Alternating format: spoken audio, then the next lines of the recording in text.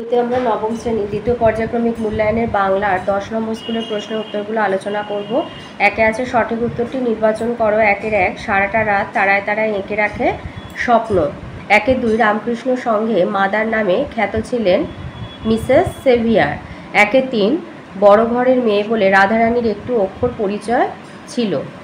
একের 4 দেরাজ খুলে দেখি শঙ্কু দেরাজ খুলে দেখলো পাসপোর্টটা রয়ে গেছে। একের 5 প্লেন কোন শ্রেণীর শব্দ? বিদেশি শব্দ। একের 6 সততা মহৎ গুণ, এখানে সততা হলো ভাববাচক বিশেষ্য। একের 7 রাজা স্বয়ং দরবারে উপস্থিত, এখানে স্বয়ং হলো আত্মবাচক সর্বনাম। একের 8 সংস্কৃত থেকে বিকৃতি লাভ করে বাংলা শব্দভাণ্ডারে গৃহীত শব্দগুলি হলো অর্ধ তৎসম শব্দ। 2-এর দাগে আসি। 2-এর দাগে 15টা শব্দে দিতে বলেছে, যে কোনো 7টা। 8টা প্রশ্ন মোট আছে, 7টার উত্তর দিতে হবে। 2-এর 1 বলেছে রাধারানীর আনন্দ হলো কেন? লিখবে মাহেশের রথের মেলায় অচেনা আগন্তুক তার বাড়ির ঠাকুরের জন্য রাধারানীর কাছ থেকে তার গাঁথা বনফুলের মালা কিনতে চাইলে রাধারানীর আনন্দ হলো। 2-এর 2-এ বলেছে এখনো সেই ফুল দুলছে, এখনো শব্দ প্রয়োগের কারণ কি? এখনো বলতে প্রবাহমানতা বোঝানো হয়েছে, তাহলে এখানে বলেছে এখনো শব্দ প্রয়োগের কারণ কি? এখানে এখনো বলতে প্রবাহমানতা বোঝানো হয়েছে, মানে অনেক দিন ধরে যে বিষয়টি চলছিল বর্তমানেও তা চলছে, এটা বোঝানোর জন্য এখনো শব্দটি প্রয়োগ করেছে। 2-এর 3 বলেছে হিন্দি উপস্থিত সেই চেষ্টা করছেন, কোন চেষ্টার কথা বলা হয়েছে? হিন্দি উপস্থিত সেই চেষ্টাটা করছে, হিন্দি কোন চেষ্টা করছে? হিন্দি থেকে আরবি, ফার্সি এবং ইংরাজি শব্দ তাড়িয়ে দেওয়ার চেষ্টার কথা এখানে বলা হয়েছে। 2-এর 4-এর প্রশ্ন হচ্ছে পরের দিন কাগজে বেরোলো, কাগজে কি বেরোলো?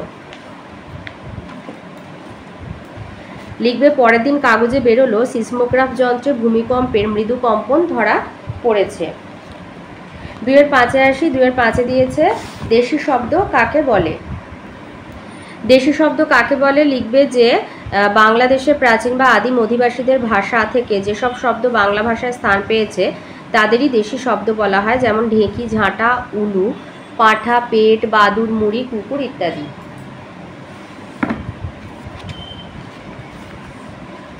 2-এর 6-এ দিয়েছে পূরণবাচক বিশেষণ কাকে বলে?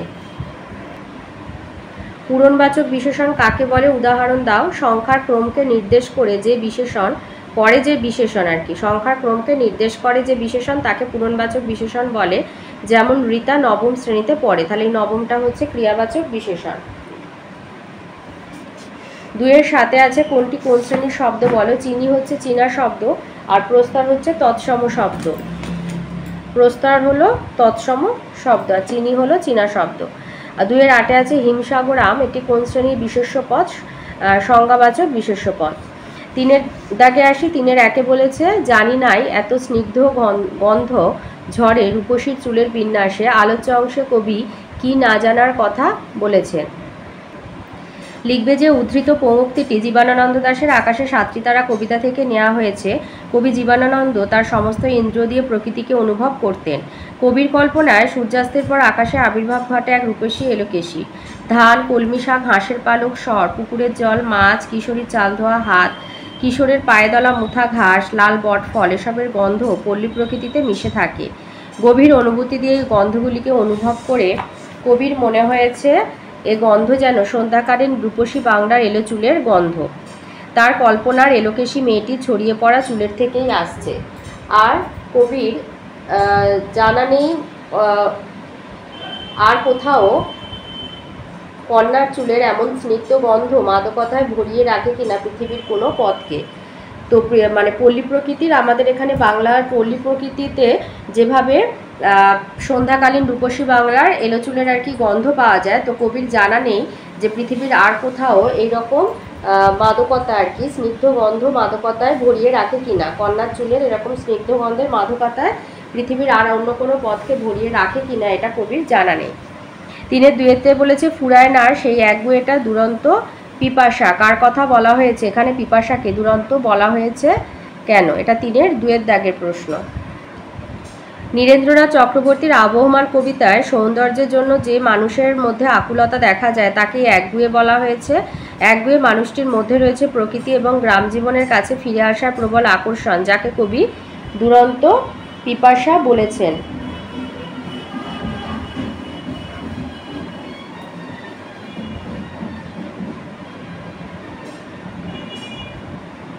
এবারে আসি 4-এর দাগে। 4-এর 1-এ বলেছে তাহাদিগের অবস্থা পূর্বে ভালো ছিল। কাদের কথা বলা হয়েছে আর তাদের অবস্থা খারাপ হলো কেন? তো এটা লিখবে যে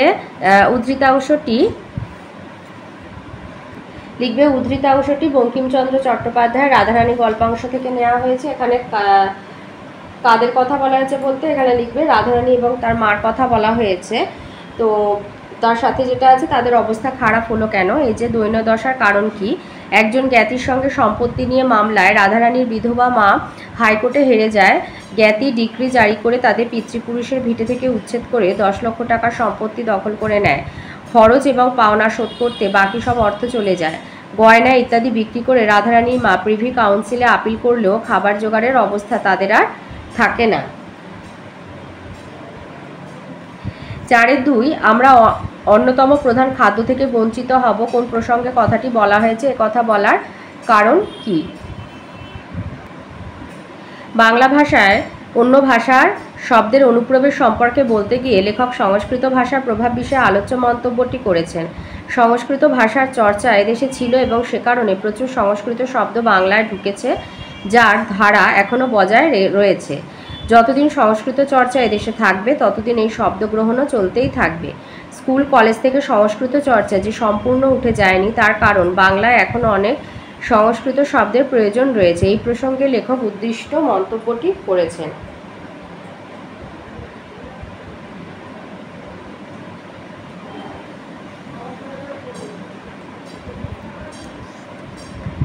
এবারে 5-এর দাগে আসি। 5-এর 1-এ বলেছে অগত্যা রাধারানী কাঁদিতে কাঁদিতে ফিরিল। রাধারানী কোথা থেকে ফিরছিল? মাহেশের রথের মেলা থেকে ফিরছিল। ফেরার পথে কিভাবে সে বিপর্যস্ত হয়েছিল আর কিভাবে তার এই অবস্থা থেকে মুক্তি ঘটে।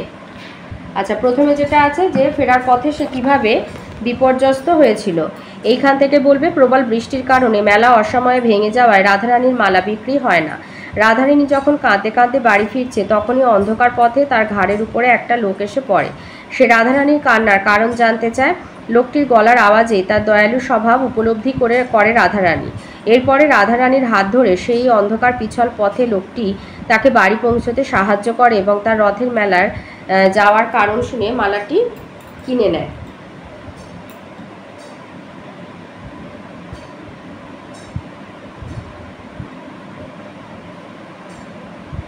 আচ্ছা, এটা পরের অংশটা যে কিভাবে তার এই অবস্থা থেকে মুক্তি ঘটে আর সে বিপর্যস্ত হয়ে কিভাবে বাড়ি ফিরছিল এইটা বলবে যে রাধারানী বনফুলের মালা গেঁথে রথের মেলায় গিয়েছিল তা বিক্রি করে মার পথ্য সংগ্রহ করতে, কিন্তু রথ অর্ধেক টানা হওয়ার পরেই প্রবল বৃষ্টিতে মেলা ভেঙে যায়। রাধারানী তবু মেলায় ভিড় আরও জমবে এবং তার মালা বিক্রি হবে এই আশায় বৃষ্টিতে ভিজতে থাকে, কিন্তু রাত হওয়ার পরেও বৃষ্টি না থামায় তার আশা ভেঙে যায়।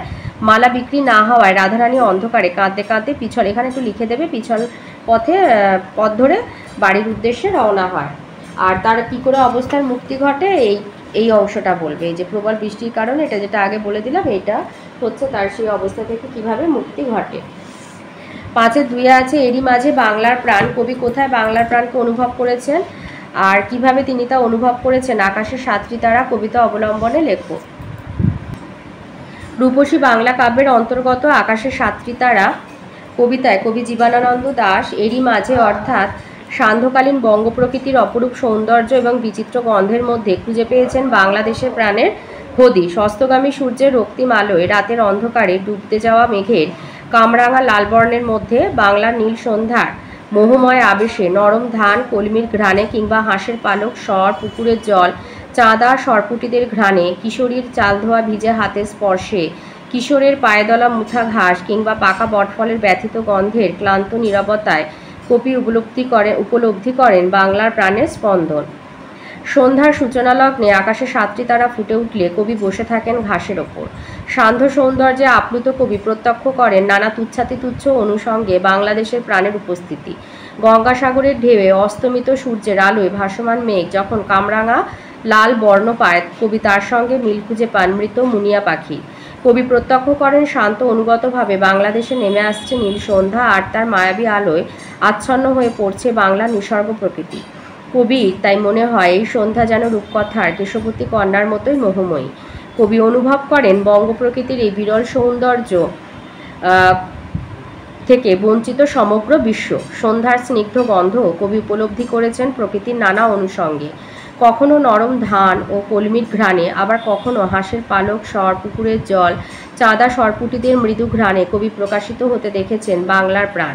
কখনো বা কিশোরী চাল ধোয়া ভিজে হাতের স্পর্শে, কিশোরের পায়ে দলা মুথা ঘাস এবং পাকা বটফলের নীরব ক্লান্তির মধ্যে কবি প্রকাশিত হতে দেখেছেন বাংলার হৃদয়কে। 6 দাগে আসি। 6 একে দিয়েছে বাংলা ভাষায় আরবি ফার্সি শব্দের প্রভাব, নবনব সৃষ্টি, প্রবন্ধ অবলম্বনে লেখো। বাংলা ভাষা আত্মনির্ভরশীল ভাষা নয়, তাই নিজের চিন্তা চেতনা, অনুভূতি কিংবা বস্তুর জন্য নবীন শব্দের প্রয়োজনে আপন ভাণ্ডারে প্রয়োজনীয় শব্দ সে সবসময় পায় না। এজন্য বাংলা ভাষা অন্য ভাষা থেকে গৃহীত কৃতঋণ শব্দের সাহায্যে আত্মপ্রয়োজন মেটায়। মুঘল পাঠান যুগে শাসনকার্য পরিচালনা ও রাজ্য বিস্তারের সঙ্গে সঙ্গে বাংলা ভাষায় আইন, আদালত, খাজনা খারিজের মতো প্রচুর আরবি ফার্সি শব্দ প্রবেশ করে। বাংলা সাহিত্যে বিভিন্ন রচনায় চলে আসে এসব শব্দের ব্যবহার। রবীন্দ্রনাথ লিখলেন আবরু দিয়ে, ইজ্জত দিয়ে, ইমান দিয়ে, বুকের রক্ত দিয়ে। ইনকিলাব, শহীদের মতো অজস্র শব্দ ব্যবহার করলেন নজরুল। বিদ্যাসাগরের ছদ্মনামের রচনা এবং অন্যান্য বাংলা গদ্য আর পদ্যে আরবি ফার্সি শব্দ ব্যবহৃত হতো। আজও তা হয়ে চলেছে। সময়ের সঙ্গে সঙ্গে নতুন নতুন আরবি ফার্সি শব্দের প্রবেশ বাংলায় কম পরিমাণে হলেও প্রাচীন থেকে গৃহীত শব্দগুলি এখনও সমমর্যাদায় ব্যবহৃত। পণ্ডিত হরপ্রসাদ শাস্ত্রী আরবি ও ফার্সি শব্দের বিরুদ্ধে জেহাদ ঘোষণা আহাম্মকি বলে মনে করতেন। বাংলা ভাষায় আরবি ফার্সি শব্দেরই প্রচলন ও প্রয়োগ বহুকাল চালু থাকবে বলে লেখকের অভিমত। আজ নতুন লেখকরা এই শব্দ ব্যবহার বর্জন করলেও প্রাচীন সাহিত্যে তা থেকে যাবে। প্রাচীন সাহিত্যগুলি বিশ্ববিদ্যালয়ে পাঠ্য হওয়ায় নবযুগেও তাদের পরিচিতি ঘটবে। এভাবেই আরবি ফার্সি শব্দের মেয়াদ বাংলা ভাষায় বৃদ্ধি পাবে। এই পরিস্থিতির সামনে জীবনমৃত আরবি ফার্সি শব্দগুলোর নতুন খতেন নেওয়া দরকার বলে লেখক সৈয়দ মুজতবা আলী সঙ্গতভাবেই তার নবনব সৃষ্টি রচনায় মন্তব্য করেছেন। 6-2 দাগে বলেছে মিস মুলার এবং মিস সেভিয়ারের পরিচয় দিয়ে তাদের সম্পর্কে বিবেকানন্দের যে মনোভাব ফুটে উঠেছে তা লেখো। বীর সন্ন্যাসী বিবেকানন্দ তার চিঠি রচনায় মিস মুলার ও মিসেস সেভিয়ারের নাম উল্লেখ করেছেন। তাদের সংক্ষিপ্ত পরিচয়। মিস মুলারের সম্পূর্ণ নাম মিস হেনরিয়েটা মুলার। 1896 খ্রিস্টাব্দে স্বামীজি কিছুদিন তার অতিথি ছিলেন। বেলুর মঠ স্থাপনের কাজে তিনি অর্থ সাহায্য করেছিলেন। মিসেস সেভিয়ার ছিলেন ক্যাপ্টেন J.H. সেভিয়ারের স্ত্রী। স্বামী বিবেকানন্দের বিখ্যাত শিষ্যা ছিলেন তিনি। বেদান্ত প্রচারের কাজে তিনি নিজের জীবন উৎসর্গ করেছিলেন। তিনি স্বামীর ইচ্ছা ও অনুপ্রেরণায় মায়াবতী অদ্বৈত আশ্রম প্রতিষ্ঠা করেন। রামকৃষ্ণ সংঘে তিনি মাদার নামে পরিচিত ছিলেন। 1931 খ্রিস্টাব্দে ইংল্যান্ডে মিসেস সেভিয়ারের মৃত্যু হয়। মিস মুলারের প্রতি স্বামীজির শ্রদ্ধা থাকলেও তিনি বুঝেছেন মিস মুলার নিজের ভাবে চমৎকার মহিলা হলেও ছেলেবেলা থেকে একটা ধারণা তার মাথায় এসেছে যে টাকার দ্বারা তিনি দুনিয়াটাকে ওলটপালট করে দিতে পারেন। তবে স্বামীজি তার সহৃদয়তা এবং অমায়িকতার পরিচয় পেয়েছেন কলকাতায় তার বাড়ি ভাড়া নেওয়া প্রসঙ্গে। তবে তার সঙ্গে তিনি এও জানিয়ে দিয়েছেন কিন্তু তার মঠাধ্যক্ষ সুলভ সংকল্পটি দুটি কারণে কখনো সফল হবে না: তার রুক্ষ মেজাজ এবং অদ্ভুত অস্থির চিত্ততা।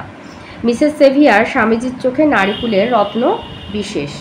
তিনি খুব ভালো এবং স্নেহময়ী। সেভিয়ার দম্পতি একমাত্র ইংরেজ যারা এদেশীয়দের ঘৃণা করেন না। একমাত্র সেভিয়াররাই ভারতীয়দের ওপর মুরব্বিয়ানা করতে এদেশে আসেননি, যদিও তাদের নির্দিষ্ট কোনো কার্যপ্রণালী ছিল না। মিসেস সেভিয়ার সম্পর্কে স্বামীজি শ্রদ্ধাবোধ প্রকাশিত হয়েছে পাঠ্যচিঠি প্রবন্ধে। 7 দাগে আসি। 7-1 বলেছে অন্য প্রাণীর তুলনায় পাখির ক্ষমতা আরও বেশি, আরও বিস্ময়কর। করভাস গল্প অনুসারে মন্তব্যটি যথার্থতা নিরূপণ করো। প্রত্যেক প্রাণীরই নির্দিষ্ট কিছু সহজাত ক্ষমতা থাকলেও নিজের অভিজ্ঞতা থেকে প্রফেসর শঙ্কুর মনে হয়েছিল যে পাখিদের ক্ষমতা আরও বেশি। কোনো মানুষের পক্ষে বাবুইয়ের মতো বাসা তৈরি করা সহজ কাজ নয়। অস্ট্রেলিয়ার ম্যালিফাউল নামের পাখিটি নিজে ডিমে তা দেয় না, কিন্তু কোনো এক আশ্চর্য কৌশলে বাসার ভিতরের তাপমাত্রাকে 78 ডিগ্রি ফারেনহাইটের থেকে সামান্য কমও হতে দেয় না, বাইরের তাপমাত্রা যাই হোক না কেন। গ্রিব নামের পাখি জলে ভেসে থাকা অবস্থায় শত্রুর আগমনের ইঙ্গিত পেলেই নিজের দেহ এবং পালক থেকে কোনো এক অজ্ঞাত উপায়ে বায়ু বার করে দিয়ে শরীরের স্পেসিফিক গ্র্যাভিটি বাড়িয়ে ডানা অবধি জলে ডুবে ভাসতে থাকে। এছাড়াও যাযাবর পাখির দিক নির্ণয় ক্ষমতা, ঈগল পাখির শিকার ক্ষমতা, শকুনের ঘ্রাণ শক্তি, অনেক পাখিরই আশ্চর্য সঙ্গীত প্রতিভা ইত্যাদিও নজরে রাখার মতো। পাখিদের এইসব বিস্ময়কর ক্ষমতাই প্রফেসর শঙ্কুকে আকৃষ্ট করেছিল। 7-এর 2-এর প্রশ্ন হচ্ছে ওই পাখি আমার চাই, বক্তব্যটির প্রসঙ্গ নির্দেশ করো। সত্যজিৎ রায়ের করভাস গল্পে বিখ্যাত চিলিয়ান জাদুকর আর্গাস তার ম্যাজিককে আরও চমকপ্রদ করে তুলতে শঙ্কুর কাছে তার পোষা করভাসকে চেয়েছেন। 2 আমেরিকার প্রতিটি শহরে জাদুপ্রিয় মানুষের কাছে পাখি নিয়ে ম্যাজিক দেখানোর বিশেষত্বের জন্য আর্গাস পরিচিত। আর্গাস ডাক পেয়েছেন Rome, Madrid, Paris, London, Athens সহ পৃথিবীর বিভিন্ন প্রান্তে। বিশ্বে তার জাদু ক্ষমতা স্বীকৃত হবে শীঘ্রই। তার আগেই তিনি পরিচিত হয়েছেন করভাসের মানবসুলভ বুদ্ধিবৃত্তির সঙ্গে। তার মনে হয়েছে করভাসের প্রতিভায় তার জাদু বিশ্বের প্রতিটা দেশে স্বীকৃতি পাবে। এই কারণে আর্গাস যেমনভাবেই হোক করভাসকে পেতে চেয়েছেন। তার পরের অংশটা আছে বক্তা কিভাবে তার অভিসন্ধি চরিতার্থ করেছিল।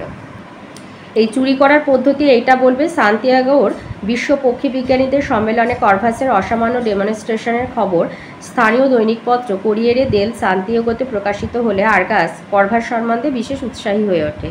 প্লাজা থিয়েটারে ম্যাজিক প্রদর্শনী শেষে শটান সে চলে আসে শঙ্কুর হোটেলে। দেখা করতে চেয়ে অনেক কাকুতি মিনতি করে। রিসেপশন থেকে অনুমতি পেয়ে 71 নম্বর ঘরে অবশেষে দেখা করে। সেখানেই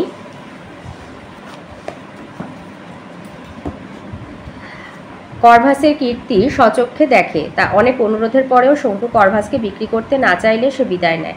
পরদিন দুপুরে করভাসকে অরক্ষিত অবস্থায় রেখে প্রফেসর শঙ্কু লাঞ্চ করতে যায়। সেই অবকাশে আর্গাস হোটেল বয়দের হিপনোটাইজড করে পৌঁছে যায় ওই ঘরে। সেলোফোনের বড় প্যাকেটে করভাসকে পুরে সিলভার ক্যাডিলাক গাড়িতে করে বহুদূরে উধাও হয়ে যায়। তো এই ছিল আজকের আমাদের নবম শ্রেণীর দ্বিতীয় পর্যায়ক্রমিক মূল্যায়নের বাংলা 10 নম্বর স্কুলের প্রশ্ন উত্তরগুলো।